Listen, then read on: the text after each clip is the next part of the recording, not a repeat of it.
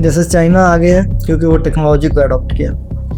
क्या भारत को भी अभी जैसे धर्म की तरफ ज़्यादा झुकाव देखने को मिल रहा है इसमें छुपने के बाद में, तो उससे ज़्यादा मुझे लगता है कि टेक्नोलॉजी विज्ञान की तरफ भारत का झुकाव, भारत सरकार का इनिशिएटिव होना चाहिए ताकि हमारा देश जो है आगे जाए टेक्निकली एंड फ्यूचर टेक्नोलॉजी कहेंगे। चाहे बॉर्डर पे सैनिक को रोबोट से रिप्लेस किया जाएगा फ्यूचर में, कहीं ना कहीं टेक्नोलॉजी में हम आगे जाएंगे तभी तो अपनी सुरक्षा कर पाएंगे, अपने देश की सुरक्षा कर पाएंगे, क्योंकि सिर्फ धर्म के ज्ञान से तो नहीं होगा।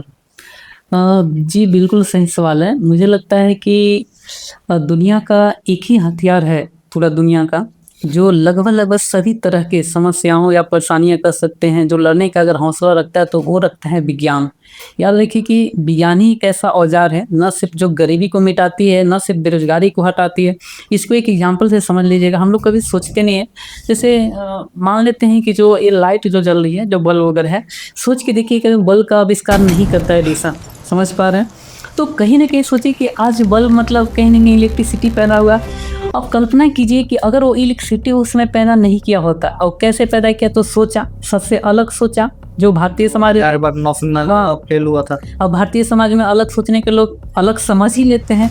लेकिन सोच के देखिए कि अगर बिजली आज, अगर सोच के देखिए एक दिन अगर बिजली गायब होती है तो कितना दिक्कत हो जाता है। दिक्कत होता है। बिना बिजली का कौन सा रोजगार वगैरह जो चलता होता है, बताइए। बिजली कहाँ नहीं है, हर उद्योग में बिजली होता है, हर डिवाइस में बिजली वगैरह होता है। कितने लोग बिजली से ऑनलाइन क्लास करते हैं तमाम। तो सोचिए कि एक चीज़ से, ये साइंस का देन है कि एक सिर्फ बिजली के आविष्कार से क्या किया, कितने पूरा दुनिया को न सिर्फ बदला बल्कि रोजगार भी क्रिएट किया। तो ये साइंस की ताकत है।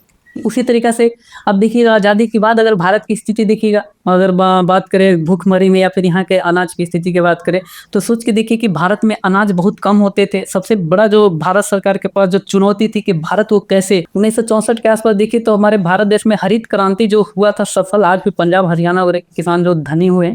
तो कहीं ना कहीं इसके पीछे क्या था, साइंस था। साइंस कैसे, तो आप लोग जानते हैं वहाँ से जेनेटिक एक गेहूँ का बीज तैयार किया गया, जेनेटिक मॉडिफाई वगैरह। तो जेनेटिक मॉडिफाई जहाँ भी आता तो क्या है, साइंस ही तो है। तो ये बात पूरा दुनिया को बहुत पहले ही पता चल गया कि गरीबी को मिटाना है तो विज्ञान साइंस को आगे जितना ज़्यादा बढ़ा सकते हैं। लेकिन ये बात अंधभक्त लोग को, ना हमारी सरकार को, या फिर जो पढ़े लिखे लोग को जो पता भी होता है चुप रहते हैं।